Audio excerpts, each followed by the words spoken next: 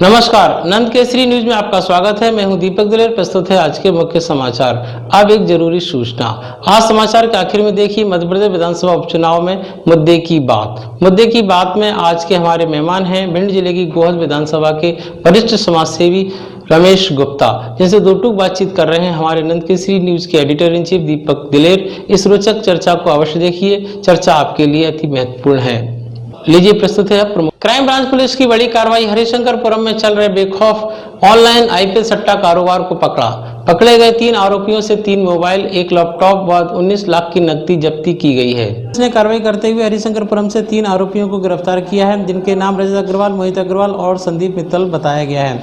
पकड़े गए आरोपी आईपीएल मैचों पर सट्टा लगवा रहे थे। पुलिस ने इनके पास से 3 मोबाइल, 1 लैपटॉप, कुल 19 लाख रुपए की राशि जब्त की है। बताया गया है कि ये लिंक हब 99 को शेयर करके क्लोज सर्किल में ये तीनों आईपीएल सट्टा खिलवा रहे थे। मुखबिर की सूचना पर क्राइम ब्रांच ने कार्रवाई करते हुए इनको गिरफ्तार किया है। इनके जब्त इलेक्ट्रॉनिक गैजेट्स को फॉरेंसिक और साइबर जांच के लिए भेजा जा रहा है, जहां से पूरी लिंक का पता चलते ही इनके नेटवर्क को तोड़ने की पुलिस द्वारा बात कही जा रही है। क्राइम ब्रांच ने एक कार्रवाई करते हुए हरिशंकरपुरम से 3 आरोपियों को गिरफ्तार किया है, जिनके नाम मोहित, रजत और संदीप हैं। और जो ये आईपीएल के मैचेस चल रहे हैं, इसका ये सट्टा लगवा रहे थे।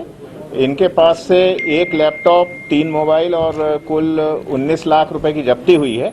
और ये एक लिंक हब 99 को शेयर करके और क्लोज सर्किल में ये आईपीएल का सट्टा खिलवा रहे थे। इसमें इंफॉर्मेशन मिली थी, जिस पे क्राइम ब्रांच ने कार्रवाई करते हुए इनको गिरफ्तार किया है। इनसे जब्त जो इलेक्ट्रॉनिक गैजेट्स हैं, इनको हम फोरेंसिक्स में और साइबर में जांच करवा रहे हैं, जिससे कि ये पूरी लिंक पता चल पाए कौन लोग और जुड़े हैं तथा इसका उतारा और कहाँ होता है।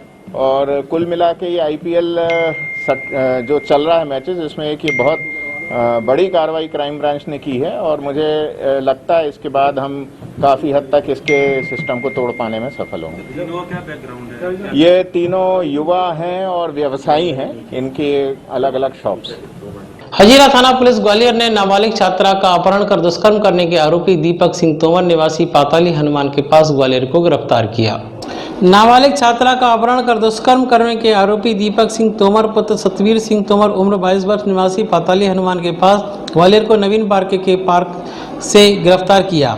दिनांक 1/10/2020 को छात्रा की मां ने अज्ञात आरोपी के विरुद्ध अपराध क्रमांक 337-20 धारा 363 आईपीसी पंजीकृत कराया था, जिस पर से नाबालिग छात्रा को रेलवे स्टेशन से दस्तयाब कर कथन लिए गए, जिसमें उसने दीपक सिंह तोमर निवासी पाताली हनुमान के पास द्वारा अपहरण कर शादी करने व झांसा देकर दुष्कर्म करना बताया।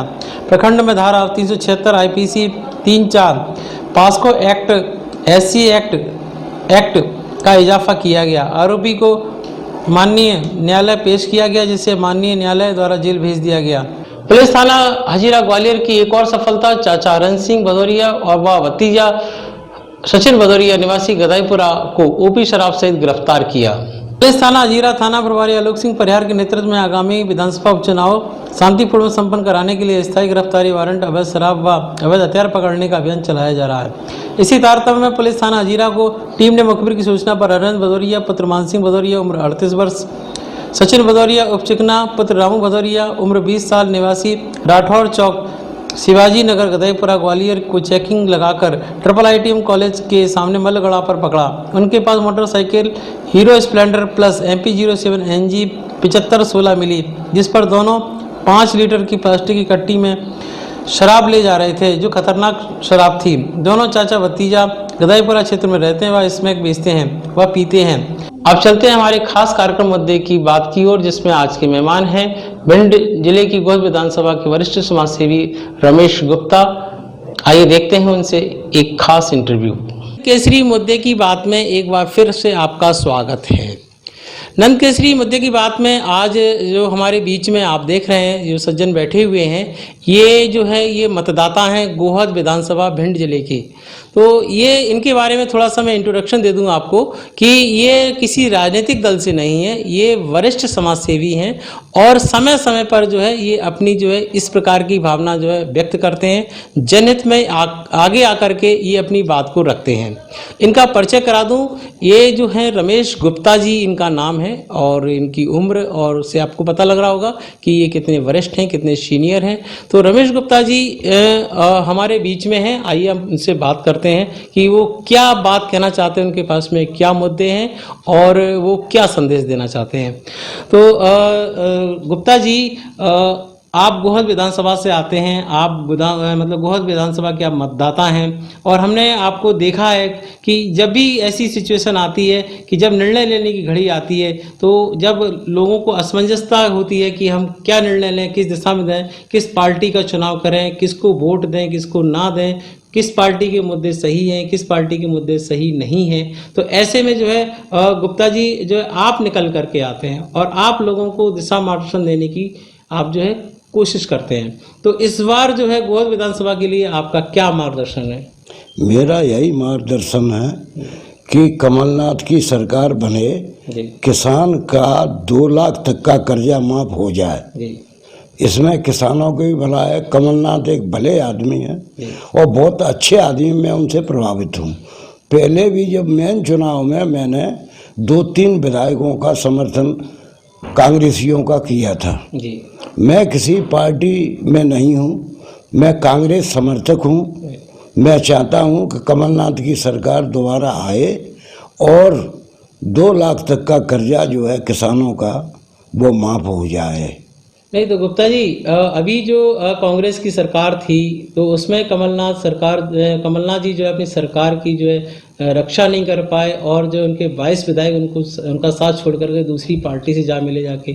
तो ऐसे में जो है आप फिर से क्या उम्मीद करते हैं कि आप फिर से ऐसी भी घटना की पुनरावृत्ति हुई तो फिर कमलनाथ जी का आप समर्थन क्यों करते हैं? नहीं, ऐसी घटना अब घटित इसलिए नहीं होगी कि ज्योतिरादित्य सिंधिया हैं, उनके परिवार का सिस्टम शुरू से ही रहा है, आदिकाल से। इन्होंने हर आदमी के साथ गद्दारी का काम किया है। लक्ष्मीबाई जो झांसी की रानी थी उसकी मृत्यु भी इनकी वजह से हुई और नहीं तो देश बहुत पहले ही आज़ाद हो जाता।